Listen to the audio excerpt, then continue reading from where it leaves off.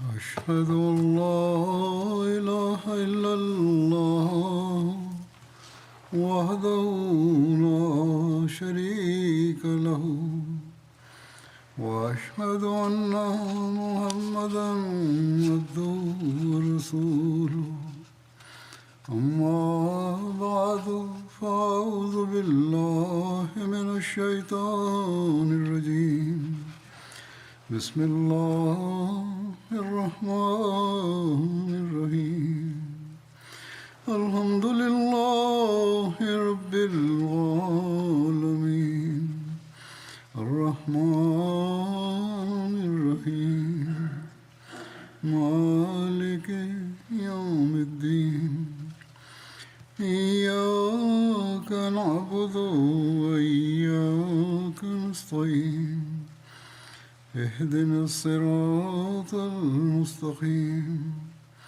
صراط الذين أنعمت عليهم غير المغضوب عليهم ولا الضالين. Freitagsansprache wurde der Grund für die Schlacht von Hamra al-Assad erwähnt.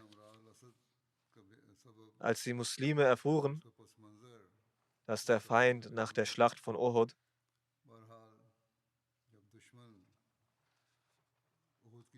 auf halbem Wege zurückkehrte und beabsichtigte, Medina anzugreifen, rief der heilige Prophet sallallahu alaihi wasallam Hazrat Abu Bakr und Hazrat Umar zu sich.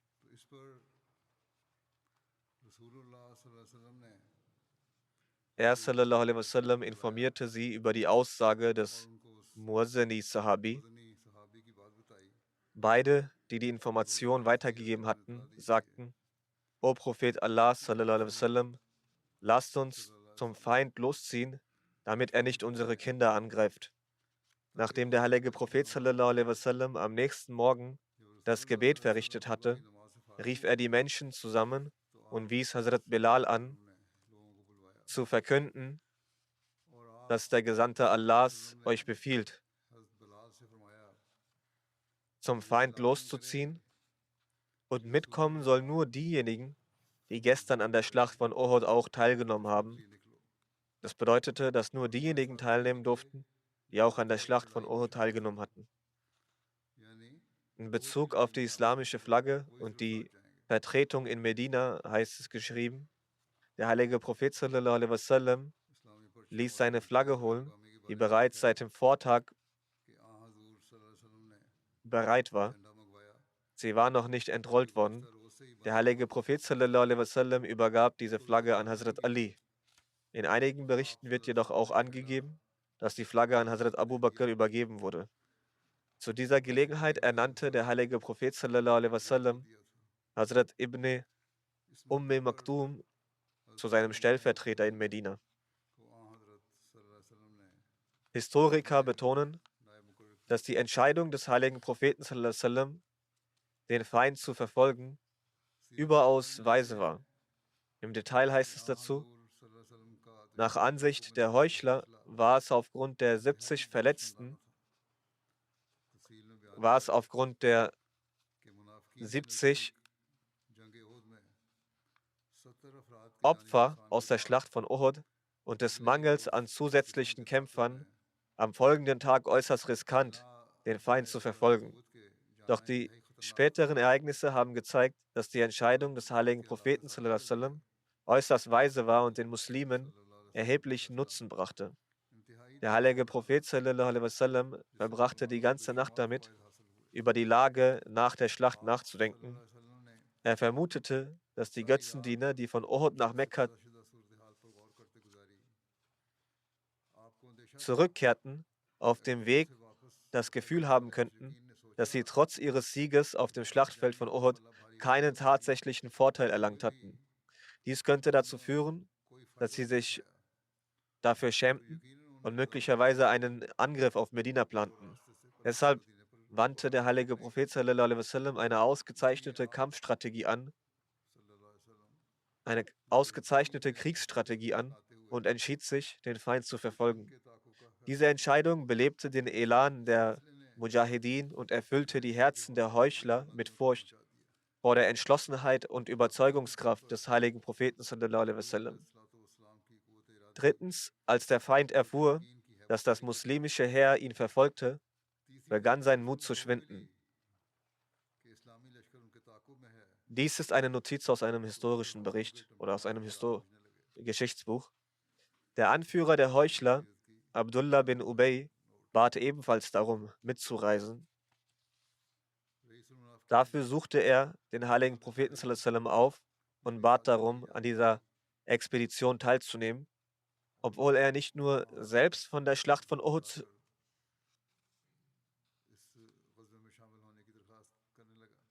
sich verzogen hatte, sondern auch 300 andere mit sich geführt hatte und verschwunden war. Sicherlich war er über diese Tat beschämt und versuchte, diesen Makel, dieser Schandtat zu tilgen, oder Gott weiß, mit welcher Absicht und welchen Zielen die Heuchler umherziehen. Er trat vor den heiligen Propheten sallallahu alaihi wasallam und bat darum, mitreisen zu dürfen, doch der heilige Prophet sallallahu alaihi wasallam lehnte seine Bitte ab.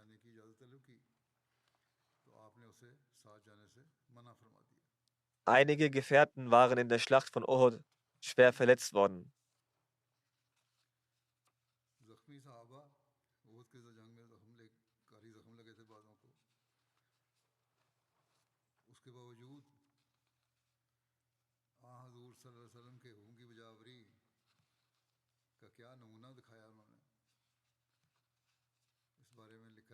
Einige Gefährten waren in der Schlacht von Uhud schwer verletzt worden.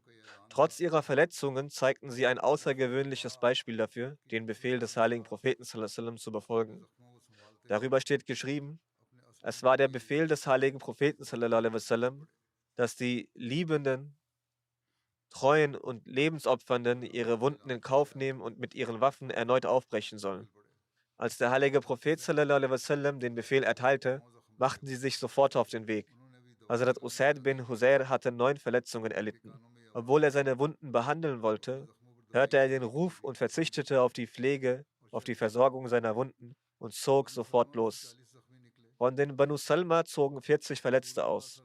Als der heilige Prophet sallallahu alaihi wasallam sah, wie sie trotz ihrer Verletzungen seinen Befehl befolgten, betete er um Vergebung für sie und sagte: O Allah, erbarme dich der Banu Salma.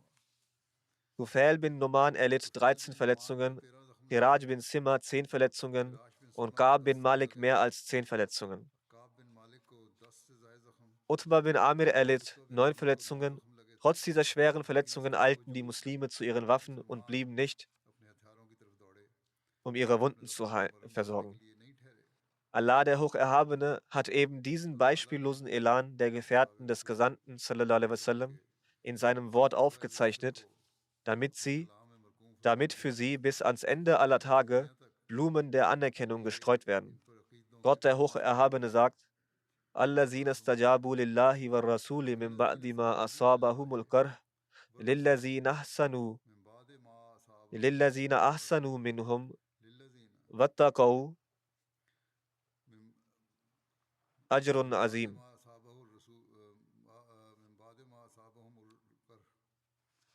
Die dem Ruf Allahs und des Gesandten folgten, nachdem sie die Wunde davongetragen. Großer Lohn wird denjenigen unter ihnen, die Gutes tun und rechtlich handeln.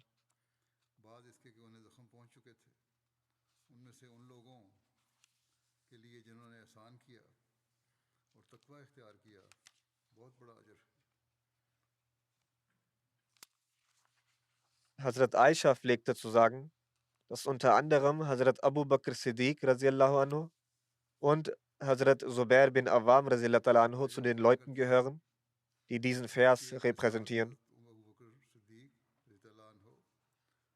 Über die Erlaubnis für Hazrat Jabir bin Abdullah, die Muslime zu begleiten, steht, dass vom heiligen Propheten sallallahu alaihi wasallam aus verkündet wurde, dass bei dieser Mission nur diejenigen mitgehen werden, die an der Schlacht von Uhud teilgenommen hatten. Es wurde auch streng danach gehandelt. Aber es gab einen glücklichen, aufrichtigen Gefährten, der zwar zuvor von der Schlacht von Uhud fernblieb, aber dennoch die Erlaubnis erhielt, bei diesem Unternehmen mitzugehen. Hierbei handelte es sich um Jabir bin Abdullah. Ibn Ishaq und Ibn Umar haben beschrieben, dass Jabir bin Abdullah zum Gesandten Allah sallallahu alaihi wasallam kam und sagte: O Gesandter Allah sallallahu alaihi wasallam, euer Ausrufer hat ausgerufen, mit uns soll nur der ausziehen, der am gestrigen Tag mit uns im Gefecht, also im Krieg von Uhud, vorhanden war. Ich hatte den Wunsch, im Kampf dabei zu sein, aber mein Vater ließ mich wegen meiner 7 Schwestern zurück. Nach einer anderen Aussage betrug die Zahl seiner Schwestern 9. Jedenfalls sagte er weiter: Mein Vater sagte: O mein Sohn, für mich und für dich ist es nicht angebracht, dass wir diese Frauen hier ohne einen Mann alleine lassen. Ich habe Angst um sie. Es sind schwache Frauen. Und was den Dschihad an der Seite des Gesandten Allah sallallahu alaihi wasallam angeht, so kann ich dir auch nicht den Vorrang über mir geben, den Vorrang vor mir geben. Das ist also auch der Fall. Er kann die Frauen nicht alleine zurücklassen und möchte gleichzeitig auch zum Dschihad. Sein Wunsch ist, dass er selbst geht und sein Sohn nicht. So bleib zurück bei deinen Schwestern. Und ich gehe mit dem Gesandten Allahs sallallahu alaihi wasallam zum Dschihad. Jabir sagt: Deshalb konnte ich gestern auf Geheiß meines Vaters nicht an der Schlacht teilnehmen. Andernfalls hatte ich auch die feste Absicht. Darauf gestattete der heilige Prophet sallallahu alaihi wasallam, als er diese aus tiefer Liebe entspringenden Worte von Hazrat Jabir hörte, ihm mitzukommen. Deswegen pflegte Hazrat Jabir stolz zu sagen: Außer mir ging keine Person mit ihm, die am gestrigen Tag nicht am Dschihad teilgenommen hatte. Viele von denen, die nicht am Vortag dabei waren, hatten ihn um Erlaubnis gebeten, aber er sallallahu alaihi wasallam hatte die Bitten verneint.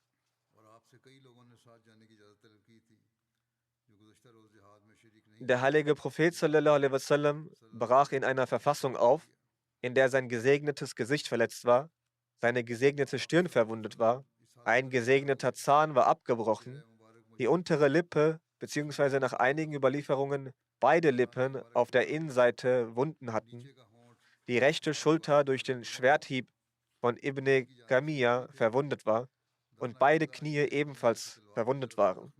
Er sallallahu alaihi wasallam ging zuerst in die Moschee und verrichtete dort 2 Rak'a des Gebets. Die Leute waren bereits versammelt. Dann bestellte der heilige Prophet sallallahu alaihi wasallam sein Pferd namens Saqab an die Moscheetür. In dieser Expedition hatte nur er sallallahu alaihi wasallam ein Pferd. Als der Gesandte Allah sallallahu alaihi wasallam aufbrach, trug er eine Rüstung und einen Helm. Es waren nur seine Augen sichtbar. Währenddessen traf der heilige Prophet sallallahu alaihi wasallam Hazrat Talha bin Ubaidullah. Er sallallahu alaihi wasallam sagte zu ihm: Talha, wo sind deine Waffen? Hazrat Talha sagte: Gleich hier in der Nähe. Er sagte dies, ging schnell los und kam mit seinen Waffen zurück. Obwohl zu diesem Zeitpunkt allein auf der Brust Talhas 9 Wunden aus der Schlacht von Uhud waren. Auf seinem Körper waren insgesamt über 70 Wunden. Hazrat Talha sagt: Mehr als über meine eigenen Wunden war ich über die Verletzungen des heiligen Propheten sallallahu alaihi wasallam besorgt. Der heilige Prophet sallallahu alaihi wasallam begab sich zu mir und fragte: Wo siehst du den Feind? Sprich, was ist deine Einschätzung, an welchem Ort Abu Sufyan und sein Heer sich zurzeit befinden könnten? Ich sagte: Im Unterland. Er sagte: Davon gehe ich auch aus. Dann sagte er sallallahu alaihi wasallam: Was sie, also die Quraysh, anbelangt, so werden sie künftig nie wieder die Möglichkeit bekommen, so mit uns verfahren zu können, bis Allah schließlich durch unsere Hand Mekka erobern wird. Gemäß einer Überlieferung sagte der heilige Prophet sallallahu alaihi wasallam zu Hazrat Umar: O Sohn von Khattab, in Zukunft werden die Quraysh niemals so mit uns verfahren können, bis wir schließlich sogar den Hajr al-Aswad, den schwarzen Stein, küssen werden. Sabit bin Salba Khazraji war bis zum Ort Hamra al-Asad der Wegweiser für den heiligen Propheten sallallahu alaihi wasallam. Gemäß einer anderen Überlieferung war Sabit bin Zahak, der den Weg zeigte. Es gibt 2 Überlieferungen. Der heilige Prophet sallallahu alaihi wasallam hat zu dem Anlass 2 Gefährten vorgeschickt, damit sie Informationen sammeln. Die Einzelheiten hierzu sind wie folgt. Der Gesandte Allah sallallahu alaihi wasallam schickte 2 Söhne von Safyan namens Salid und Noman aus Banu Saham, einem Zweig des Stammes Aslam, vor, um die feindlichen Leute auszukundschaften. Ein dritter Mann wurde aus Banu Uwair, ebenfalls einem Zweig des Stammes Aslam, mitgesandt. Sein Name ist nicht erwähnt worden. Zwei von ihnen fanden im Ort Hamra al-Assad die Quraysh vor. Die Quraysh waren gerade dabei, miteinander zu reden. Die Quraysh sahen die beiden und töteten sie. Als der Gesandte Allah sallallahu alaihi wasallam mit seinen Gefährten aufbrach und in Hamra al-Assad angekommen, das Lager der Armee aufschlug, wurden diese beiden Gefährten in einem Grab beerdigt. Ihre Leichen lagen noch dort. Sie waren beide Freunde. In dieser Expedition bekommt man auch das Beispiel der Gehorsamkeit zweier Ansar-Brüder zu sehen, wie diese beiden mit Verletzungen die Strecke zurücklegten. Die Einzelheiten hierzu lauten: Hazrat Abdullah bin Sahl und Hazrat Rafi bin Sahl, zwei Brüder aus dem Stamm Banu Abdul Ashal, waren erheblich verletzt, als sie von der Schlacht von Uhud zurückkamen. Sie wurden in der Schlacht verletzt und Hazrat Abdullah war stärker verletzt. Als die beiden Brüder vom Aufbruch des Gesandten Allah sallallahu alaihi wasallam nach Hamra al-Assad sowie seinen Befehl bezüglich der Teilnahme hörten, sagte einer der beiden zum anderen: Bei Gott, wenn wir nicht mit dem Gesandten Allah sallallahu alaihi wasallam an dieser Expedition teilnehmen, so wird es für uns eine große Einbuße für uns sein. Das war ihr Glaube. Dann sagten sie: Bei Gott, wir haben kein Reittier, das wir besteigen können. Noch wissen wir, wie wir das hinkriegen können. Hazrat Abdullah sagte: Komm mit mir, wir gehen zu Fuß. Hazrat Rafi sagte: Ich schwöre bei Allah, dass ich wegen meinen Verletzungen nicht mal die Kraft zum Gehen habe. Das war ihre Verfassung. Sein Bruder sagte: Komm, wir werden langsam gehen und gehen zum Gesandten Allah sallallahu alaihi wasallam. So gingen die beiden los, fallend und wieder aufstehend. Wenn Hazrat Rafi Schwäche verspürte, so trug Hazrat Abdullah ihn auf dem Rücken. Mal ging er wieder. Sie waren in einer Verfassung, dass beide verletzt waren, aber wer sich besser fühlte, trug den stärker Verletzten auf dem Rücken. Doch sie gingen immer weiter in die Richtung des heiligen Propheten sallallahu alaihi wasallam. Aufgrund der Schwäche war es manchmal so, dass sie sich nicht mal bewegen konnten, bis sie schließlich zur Nachtgebetszeit vor dem Gesandten Allah sallallahu alaihi wasallam erschienen. Die Gefährten zündeten zu diesem Zeitpunkt ein Feuer an, sprich sie hatten da schon ihr Lager aufgeschlagen. Beide wurden zum Gesandten Allah sallallahu alaihi wasallam gebracht. In dieser Nacht stand für den Schutz des heiligen Propheten sallallahu alaihi wasallam Hazrat Abbad bin Bishr Wache. Als sie ankamen, fragte der heilige Prophet sallallahu alaihi wasallam die beiden: Was hatte euch abgehalten? Die beiden erklärten den Grund, wie es dazu kam. Sie hatten wohl dann detailliert die Geschichte erzählt. Hierauf sprach der heilige Prophet sallallahu alaihi wasallam für die beiden ein Gebet zum Wohl der beiden aus und sagte dann: Wenn euch beiden ein langes Leben zuteil werden sollte, dann werdet ihr sehen, dass euch Pferde, Maultiere und Kamele als Reittiere gewährt werden. Jetzt seid ihr zwar wankend und fallend zu Fuß hierher gekommen, doch wenn ihr ein hohes Alter erreichen solltet, werdet ihr all das sehen. Diese ganzen Reittiere werden für euch zur Verfügung stehen. Aber gleichzeitig sagte er sallallahu alaihi wasallam auch: Jedoch wird das alles für euch nicht besser sein als diese Reise, die ihr gerade unternommen habt, die zu Fuß wankend und fallend ihr vollzogen habt. Das heißt also, dass der Lohn dieser Reise von ihnen so groß ist, dass er sogar die besten Güter aus der damaligen Zeit übertrifft.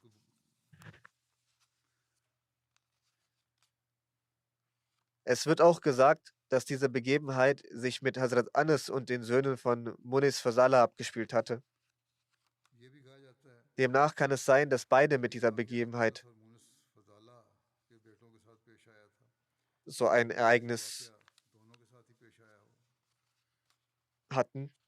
Weiterhin wird über das Proviant und die Großzügigkeit von Hazrat Sa'd bin Ubadah radhiyallahu anhu berichtet. Die Einzelheiten lauten wie folgt. Hazrat Jabir bin Abdullah radhiyallahu anhu berichtet: In der Expedition Hamra al-Assad hatten wir Datteln als Proviant. Sie aßen also Datteln. Hazrat Sa'd bin Ubadah radhiyallahu anhu brachte 30 Kamele und Datteln, die uns bis zum Ort Hamra al-Assad reichlich versorgt haben. Der Überlieferer schreibt, dass er Kamele brachte und an manchen Tagen 2 und an manchen 3 davon geschlachtet wurden. Manchmal wurde auch Kamelfleisch mit den Datteln verzehrt.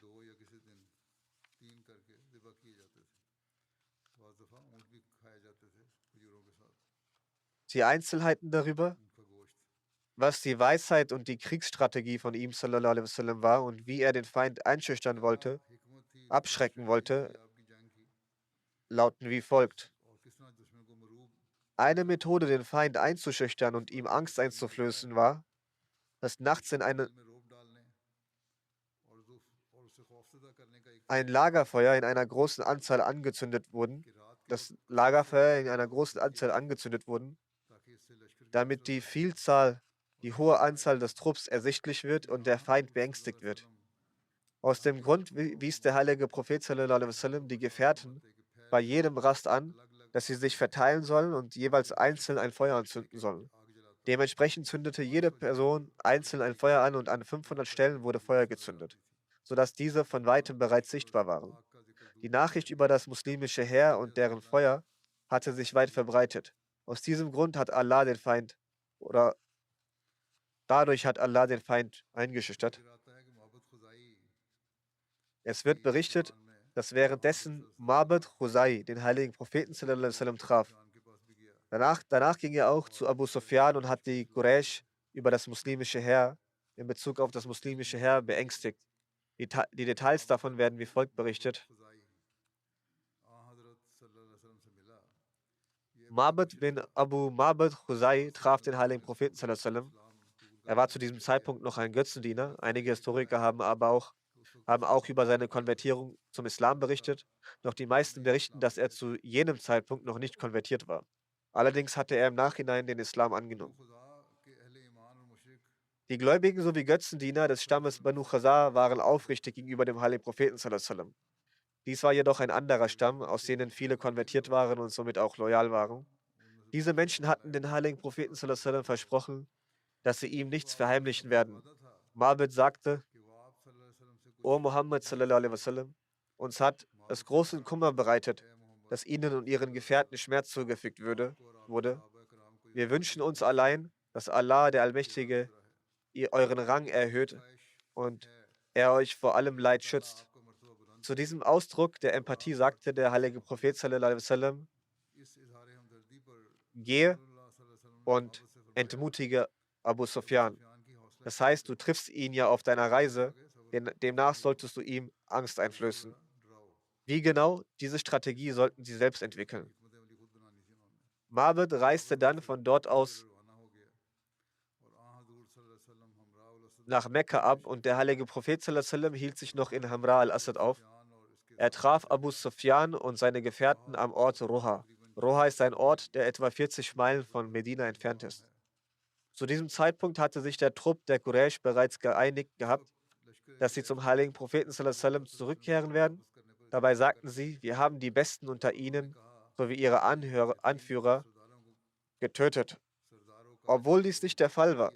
Einige Namen wie Hazrat Hamza kann man dazu zählen, jedoch der heilige Prophet sallallahu alaihi wasallam, Hazrat Abu Bakr radhiyallahu anhu, Hazrat Umar radhiyallahu anhu, Hazrat Usman radhiyallahu anhu und Hazrat Ali radhiyallahu anhu, die großen Anführer, die Hauptanführer, blieben allesamt in der Schlacht von Uhud unversehrt.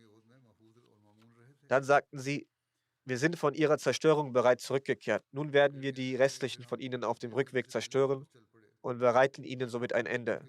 Als Abu Sufyan Ma'bad sah, sagte er, das ist Ma'bad. Er wird sicherlich Neuigkeiten haben. Er sagte, Ma'bad, wie ist die Lage dort?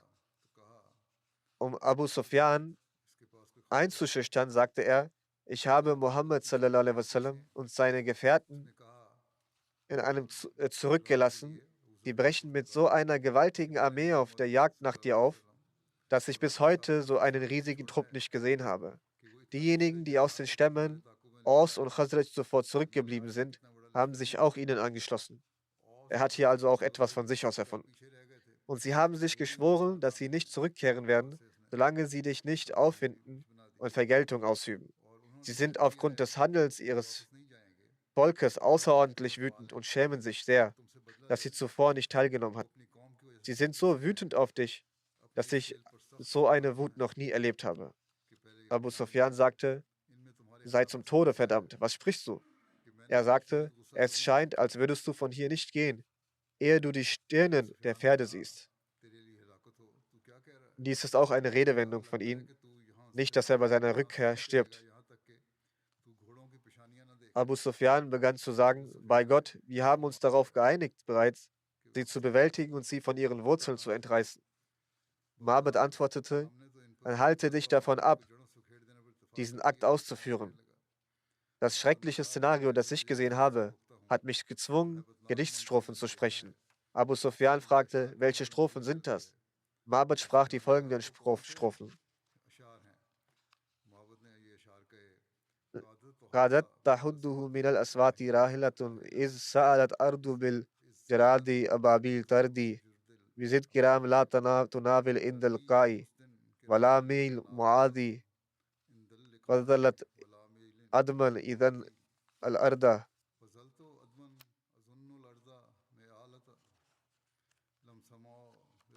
استقدمت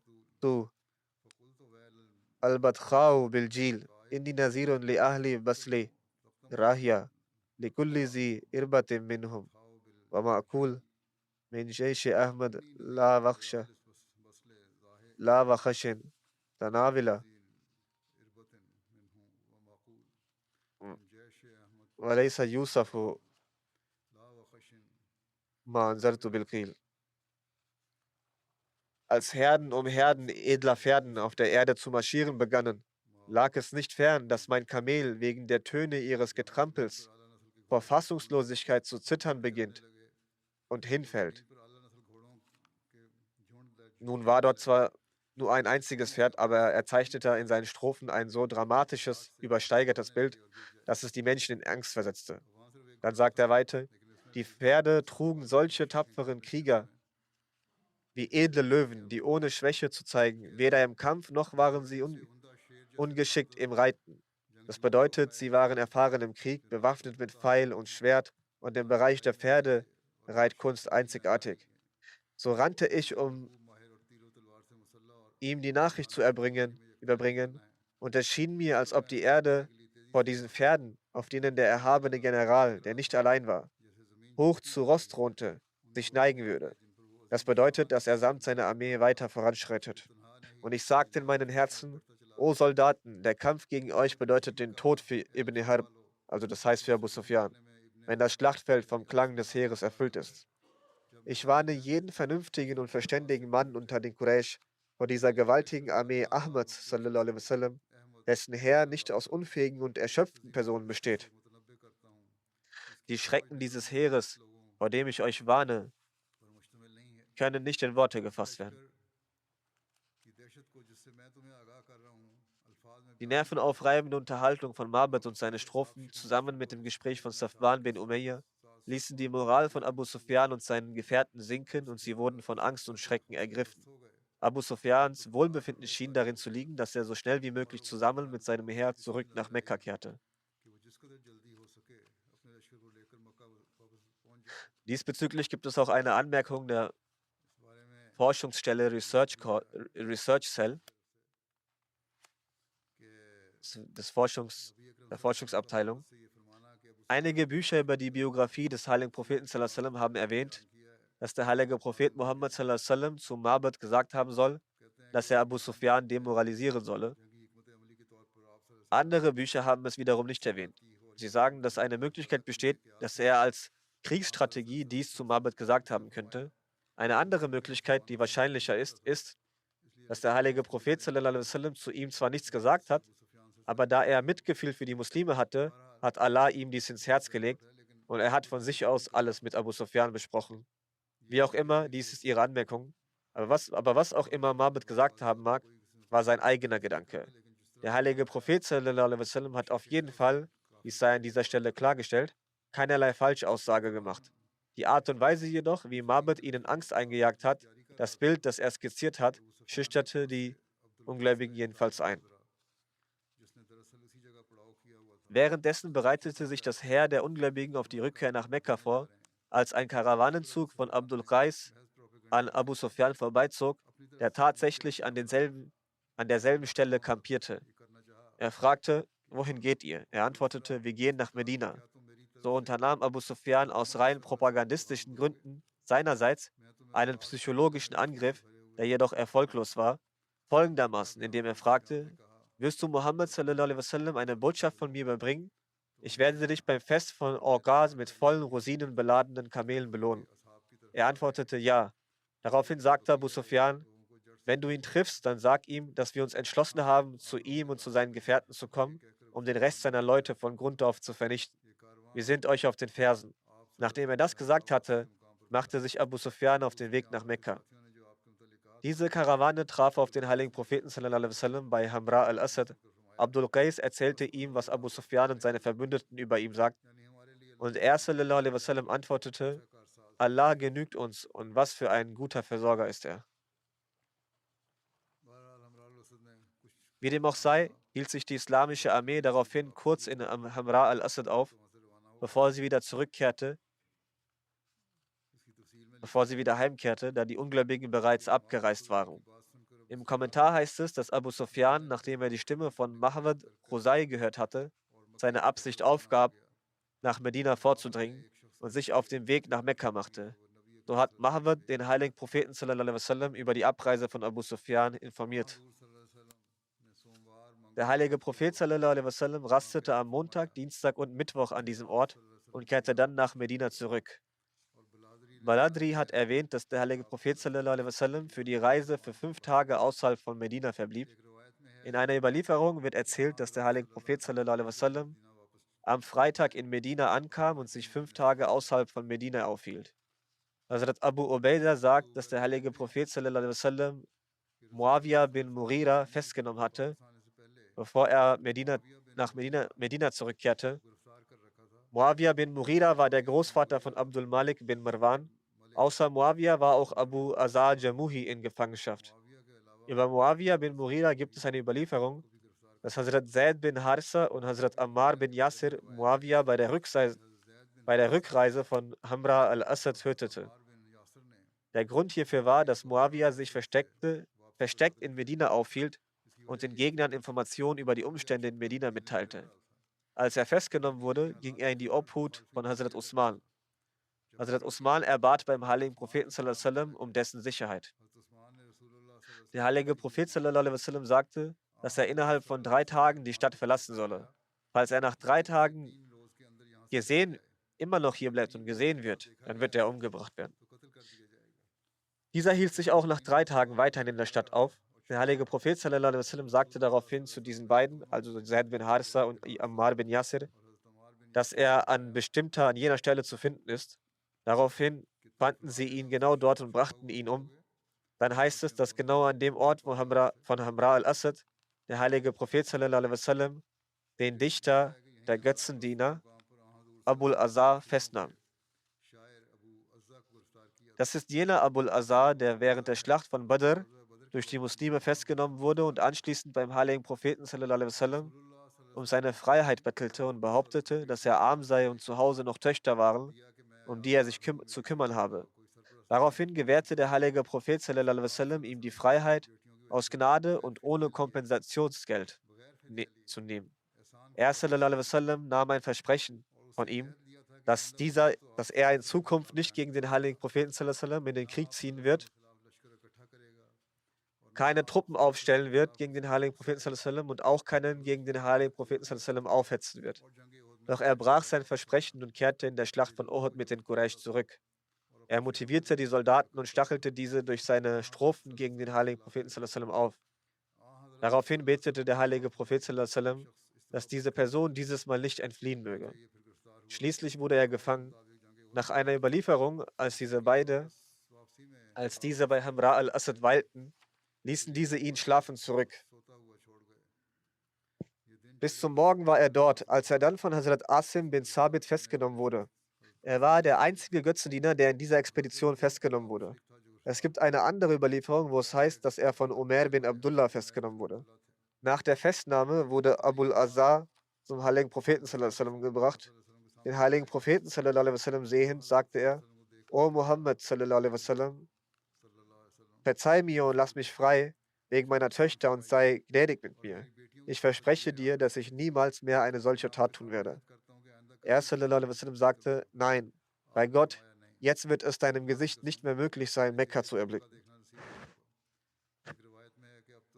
In einer anderen Überlieferung heißt es, du wirst mit deinem Bart, nicht beim Hajr Aswad sitzend sagen können, dass du den heiligen Propheten sallallahu alaihi wasallam betrogen hast.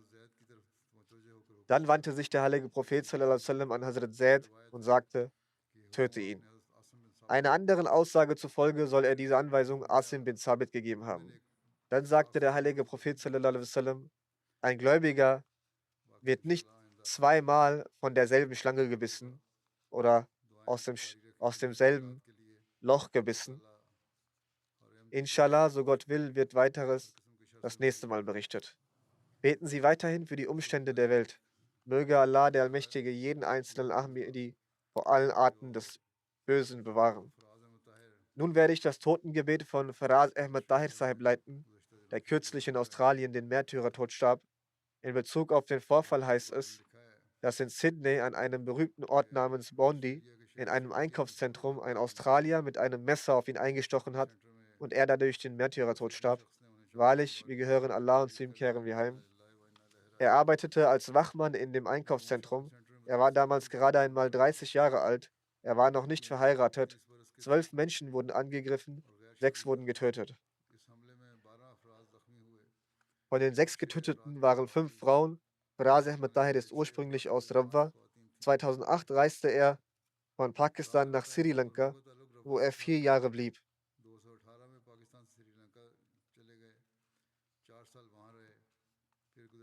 Durch das UNICR konnte er sich in Australien niederlassen. Letztes Jahr erhielt er seine Lizenz als Sicherheitskraft und an dem Tag, an dem er starb, arbeitete er zum ersten Mal in der Tagesschicht. Davor arbeitete er immer während der Nachtschicht. Den Angaben zufolge sah Faraz Ahmed Tahir, wie die Menschen verängstigt hin und her rannten. Daraufhin trat er nach vorne, um den Angreifer aufzuhalten, woraufhin der Angreifer den Verstorbenen attackierte, was dieser nicht überlebte. Er war das erste Opfer, das bei diesem Attentat ums Leben kam. Die Ahmadiyyat begann in seiner Familie durch seinen Urgroßvater väterlicherseits. Der Großvater des Verstorbenen, der ehrenwerte Herr Sufi Ahmed Yar Sahib, diente lange Zeit der Jamaat. Sein Vater dient seit längerem der Jamaat. Sein Vater, Herr Bashir Ahmed Sahib, verstarb 2005, während seine Mutter Razia Begum 2014 verstarb. Zu den Hinterbliebenen des Verstorbenen gehören 3 Brüder, 2 Schwestern und sein Großvater väterlicherseits, Herr Sufi Ahmed Yar Sahib. In den Details zum Vorfall wurde auch berichtet, dass der Präsident Australiens und der Premierminister von New South Wales dem Mut und dem Opfer des verstorbenen Herrn Faraz Ahmed Tahir Sahib ihren Respekt erwiesen haben. Genauso äußerte der in Australien ansässige Hochkommissar Pakistans beim Erweisen seines Respekts für Herrn Faraz Ahmed Tahirs Mut sein Bedauern und versicherte jede mögliche Unterstützung. Über den Verstorbenen und dieses Attentat wurden in den Medien über 120 Nachrichten veröffentlicht und es werden immer noch Nachrichten veröffentlicht. Heute fand sein Totengebet dort statt. Der dortige Premierminister und einige Minister waren auch dort anwesend und sollten ihm erneut ihren Respekt. In den sozialen Medien wird die Tapferkeit und das Opfer von Herrn Faraz Ahmed Sahib in sehr schönen Worten beschrieben. Viele Leute nennen ihn einen nationalen Helden. Dieses Opfer von ihm zeigt, dass er von Pakistan nicht aus Furcht vor dem Tod herkam, sondern er kam aufgrund der religiösen Verbote, die den Ahmadis aufgelegt werden und die ihn dazu veranlassten, das Land zu verlassen, indem er daran gehindert wurde, den Namen Allahs und seines Propheten auszusprechen. Der Vorsitzende der Khuddam al-Ahmadiyya, Pakistan, in Australien, Herr Adnan Qadir, sagt, am Sonntag, dem 21. April, wurde von der australischen Regierung in der Nähe des Einkaufszentrums eine Veranstaltung abgehalten. Der Hintergrund hiervon war es, allen Opfern Respekt zu erweisen, die bei diesem Attentat verstarben. An dieser Veranstaltung nahmen der australische Präsident, der Premierminister von New South Wales, der Oppositionsführer, Parlamentsmitglieder, der lokale Bürgermeister sowie Bürgermeister anderer Kommunen ranghohe Offiziere der Polizei, Armee, Marine und eine Vielzahl von Führungspersonen aus dem medialen Bereich und ranghohen Leuten anderer Bereiche des Lebens teil. Zu dieser Veranstaltung wurden auch Mitglieder der Jamaat eingeladen. Sein älterer Bruder Mudassir Bashir sagt, der Verstorbene war von klein auf ein fleißiger, von fröhlichem Gemüt und unerschrockener Tiffel. Der Verstorbene war 11 Jahre alt, als unser Vater verstarb. Er sagt, unser ältester Bruder, Herr Muzaffar Ahmed Saib, zog uns wie ein Vater auf. Der Verstorbene half neben seiner Bildung dem älteren Bruder bei seinem Geschäft aus. Der Verstorbene war sehr fleißig und liebte seine Geschwister sehr. Er hatte ein sanftmütiges Gemüt. Er ist nie bei etwas seiner Geschwister verärgert gewesen. Der Verstorbene nahm auch mit großem Eifer an Aktivitäten der Jamaat teil. Die gesamte Zeit, die er in Pakistan verbrachte, dann in Sri Lanka und danach in Australien, wo immer er lebte, war er für die Tätigkeiten der Jamaat und Duties sehr aktiv. Zum Khilafat hatte er eine Beziehung äußerster Loyalität, des Gehorsams und der Liebe. Er hatte sich vorgenommen, dass sobald er die Staatsangehörigkeit erhalten würde, zuallererst den Khalifatul Masih in London treffen zu gehen. Das war sein Wunsch. Sein kleiner Bruder Shiraz Ahmed erzählt, er rezitierte den Heiligen Koran in einer sehr schönen Stimme und verrichtete stets das Gebet. Missionar Herr Kamran Mubashir Sahib sagt, ich habe in dem Verstorbenen die positive Eigenschaft gesehen, dass er die Älteren der Jamaat und Missionare sehr respektierte. Wenn von ihnen irgendwelche Anweisungen gegeben wurden, so lehnte er diese nie ab. Wenn er auf einen Fehler hingewiesen wurde, dann nahm er dies nie übel, sondern blieb aus Demut still, akzeptierte seinen Fehler und korrigierte sich. Sein Freund Ahmed Ibrahim sagt, der Verstorbene hegte eine ungeheure Liebe zur Religion und zur Khilafat. Er respektierte die Amtsinhaber der Jamaat und verrichtete stets das Gebet. Ich hatte zu ihm eine brüderliche und freundschaftliche Beziehung entwickelt. Wenn ich mit ihm mal über etwas schimpfte, so hörte er sich dies mit gesenktem Blick an und sagte, dass er künftig keinen Grund zur Beschwerde geben würde.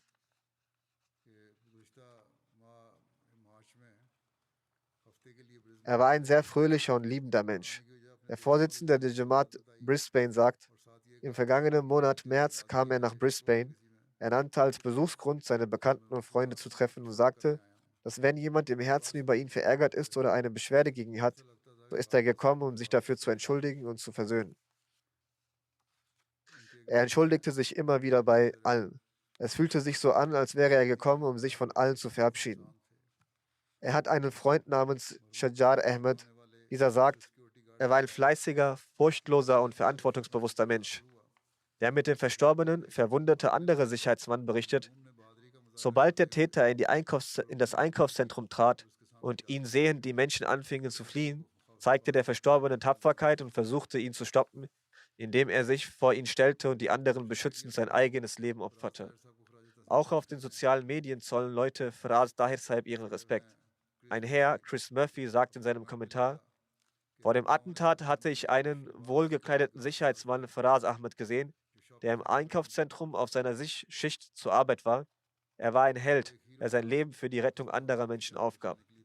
Eine Frau namens Rebecca Evers sagt, Faraz Dahir, der vor Unterdrückung in seinem Land floh und für Frieden und eine bessere Zukunft nach Australien kam, der in seiner Gemeinde sehr geliebt war, gab sein Leben für den Schutz von Menschen auf. Ich bekunde mein Beileid mit seiner Familie und Gemeinde. Das war ein äußerst schmerzhafter Vorfall. Solche und viele weitere Kommentare wurden von Leuten gegeben, die vor Ort im Einkaufszentrum waren und auch die es aus den Nachrichten erfuhren. Es gibt einen Studenten in der Jamia Rabban namens Mansur Ahmed. Er schreibt, Faraz Ahmed war mein Cousin väterlicherseits. Er war Herr einer guten Persönlichkeit. Er verrichtete die 5 Pflichtgebete und forderte auch andere dazu auf. Immer wenn wir uns trafen, entgegnete er mit einem Lächeln. Er sah mich als jüngeren Bruder an. Wenn er mir etwas zu verstehen geben wollte, so machte er es auf eine sehr liebevolle Weise. Er bat mich immer um Gebete und pflegte zu sagen, ich werde für euch beten, darum betet für mich. Sein letzter Anruf kam am Tage seines Martyriums. Zu dem Zeitpunkt waren es in Australien morgens 4 Uhr. Sein älterer Bruder sagte ihm, dass es 4 Uhr morgens sei und dass er sich wieder schlafen legen soll, da er zur Arbeit muss. Daraufhin sagte er, ich habe soeben das Tahajjud verrichtet und auch für euch alle gebetet. Nach dem Fajr-Gebet werde ich zur Arbeit gehen. Fürs Schlafen bleibt keine Zeit. Dies war der erste Arbeitstag in der Frühschicht. Zuvor arbeitete er in der Spätschicht. Er schreibt, dies ist der dritte Märtyrertod in meiner Verwandtschaft. Zuerst wurde mein Onkel Mohammed Nawaz Sahib in Orangi Town, Karachi am 11. September 2012 getötet. Dann mein Onkel Ejaz Ahmed Sahib in Orangi Town, Karachi am 4. September 2013. Und nun erlangte Faraz Ahmed den Märtyrertod.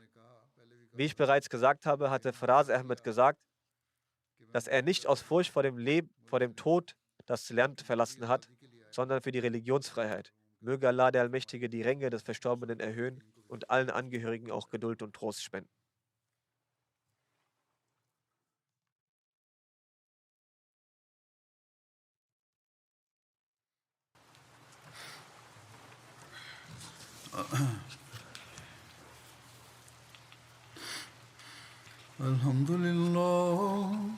الحمد لله نحمده ونستعينه ونستغفره ونؤمن به ونتوكل عليه ونعوذ بالله من شرور أنفسنا ومن سيئات أعمالنا من يهده الله فلا مضل له ومن يضلل فلا هادي له ونشهد أن لا إله إلا الله ونشهد أن محمدا عبده ورسوله عباد الله رحمكم الله إن الله يأمر بالعدل والإحسان وإيتاء ذي القربى وينهى عن الفحشاء والمنكر والبغي يعظكم لعلكم تذكرون اذكروا الله يذكركم وادعوه يستجب لكم ولذكر الله أكبر